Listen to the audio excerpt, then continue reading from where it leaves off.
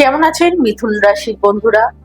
এই সময়টিতে আপনাদের যেটা সবচেয়ে বেশি ভালো আপনারা উপলব্ধি করছেন যে এই সময়টিতে আপনার লগ্নের দ্বিতীয় ভাবের উপর দিয়ে বৃহস্পতি যেহেতু ট্রানজিট চলছে, তাই এই সময়টিতে আপনাদের অর্থের জায়গাটাতে একটা স্টেবিলিটি আপনারা দেখতে পাচ্ছেন এবং আপনারা এই সময়টিতে মানুষজনদেরকে খুব সুন্দর তাদের কথার উত্তরও কিন্তু আপনারা দিতে পারছেন। চলুন জেনে নেওয়া যাক আগামী এক মাস আপনার কেমন হতে চলেছে। আগামী 17ই আগস্ট থেকে 17ই সেপ্টেম্বর এই সময়টিতে মিথুন রাশির জাতক জাতিকাদের জীবনে যে পরিবর্তনগুলো মেনলি দেখতে পাওয়া যাবে সেটা হলো কি বকরি শনি। বকরি শনির অবস্থান হচ্ছে আপনার দশম ভাবের উপর দিয়ে, তাই আপনার কাজের প্যাটার্নের মধ্যে অনেক কিছু আপনি পরিবর্তন করবেন। আপনি এই সময়টিতে চাইবেন আপনি যে বিষয়টির উপরে বা যে জিনিসটিকে নিয়ে কাজ করছেন সেই প্রোডাক্টের একটি ব্র্যান্ড তৈরি করতে, বা আপনি আপনার নিজেকেও সেই জায়গাতে নিয়ে যেতে চাইছেন যেখানে বাকি 10টা মানুষ আপনাকে অ্যাজ এ ব্র্যান্ড হিসাবে আপনাকে চিনুক।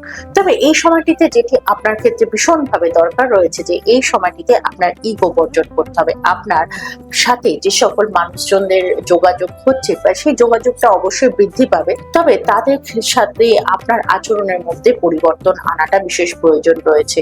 এই সময়টিতে আপনি অনেক বেশি নম্র, বিনয়ী এবং চিন্তাশীল মনোভাব নিয়ে যদি তাদের সাথে মেশেন এবং আপনার কাজকর্মগুলো করেন, তাহলে পরে আগামীতে আপনার কাজের জায়গাটা অনেক বেশি ভালো হবে। এই সময়টিতে যে সকল মানুষজনদেরকে আপনার মনে হবে আপনার জন্য টক্সিক, সেই সকল মানুষগুলোর থেকে দূরে থেকে যারা আপনাকে মোটিভেট করছে বা যে সকল মানুষগুলো আপনাকে গাইড করছে তাদের কথা আপনি বেশি শুনে চলার চেষ্টা করবেন।